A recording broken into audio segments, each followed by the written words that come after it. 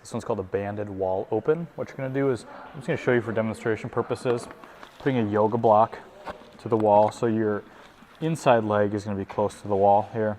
Outside leg is gonna be about a block width away, so it's probably about 7 inches or so.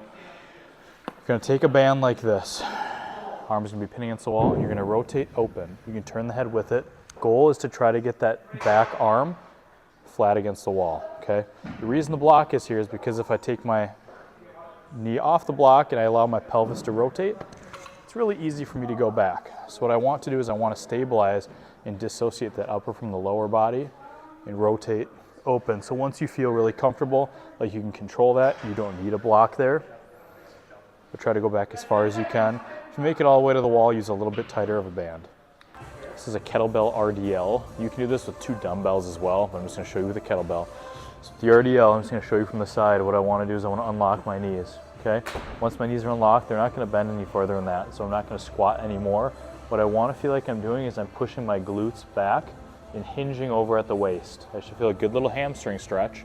Once I'm kind of at that point where I can't really get a whole lot lower, I'm gonna squeeze my glutes, engage my glutes, and push my hips forward to stand. I'm not gonna be here lifting and pulling with my back up. Back's gonna be locked in, engage the glute muscles, push the hips forward. So this one's called a TRX, arc rotation. I have the TRX anchored higher up on a wall. What I'm gonna do is I'm gonna get in a good golf position. Palms are gonna be down on the handles here. What I wanna do is I wanna keep the hands kinda close together. They don't need to be crazy close together, but I don't want them to drift too far apart. What we're gonna do here is head's gonna stay nice and neutral. Do a big rotated backswing, rotating the torso. You're gonna rotate through to impact. You can kind of use the pressure of your hands to help create a little bit more rotation. And that swing.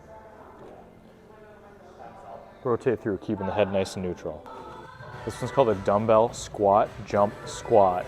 So what I want you to do is you can vary up the amount of weight you have with these. Eventually I wanna go a little bit heavier, but to start out, I just want you really working on that explosive movement. So how it's gonna be, you're gonna do about a half squat here. From this position, you're gonna be pushing up, jumping as high as you can, and then landing back in this squat position. So a full rep is gonna look like this. You're gonna squat, jump, land, return.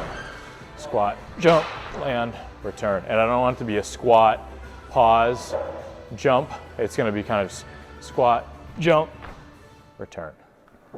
This one's called straight arm torso with a Palloff press. I want the cable stacked to be just about right above waist height. You're gonna be holding the handle with your outside hand.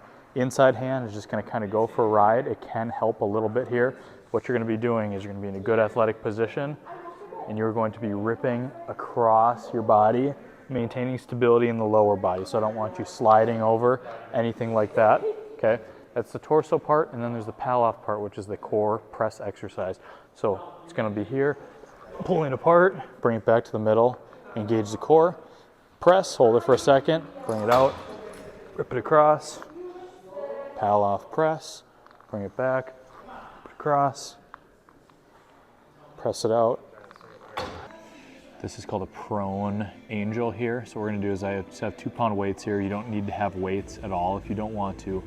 Arms are gonna be straight in front of you, head is gonna be down. You're gonna lift the arms up, bring them around, not touching the floor, to your low back where they're in internal rotation. We're gonna bring them all the way back to the starting position. So what it's gonna look like here, head's gonna be down. We're gonna lift up, bring it all the way around, rotate the weights, internal rotation behind the back, bring them all the way up and over. Good, trying to lift them up close to as high as you can off the ground as you bring them up and around and over the top. This is called 3D strap trail leg. You're gonna put it right shoulder, spin to your left, but you will be doing both sides on this one, okay? Cable is down low, so what you wanna do, arms can just kind of do whatever. If you wanna put them out to the side, cross your chest, that's fine. It's called trail leg because you're gonna be loading and then pushing off of this trail leg, okay? So you're gonna be doing a backswing here. Nice, good backswing.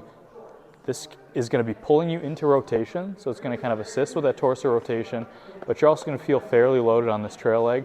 And what I want you to focus on is pushing off the trail leg through impact. What this band is going to want to do is, by the weight pulling against you, it's going to almost feel like you need to slide to get over. You don't want to slide. You want to really focus on getting that left hip back and not sliding over. The weight I have on here is kind of a moderately heavy weight, probably between 17 and 30 pounds. You want it to be challenging.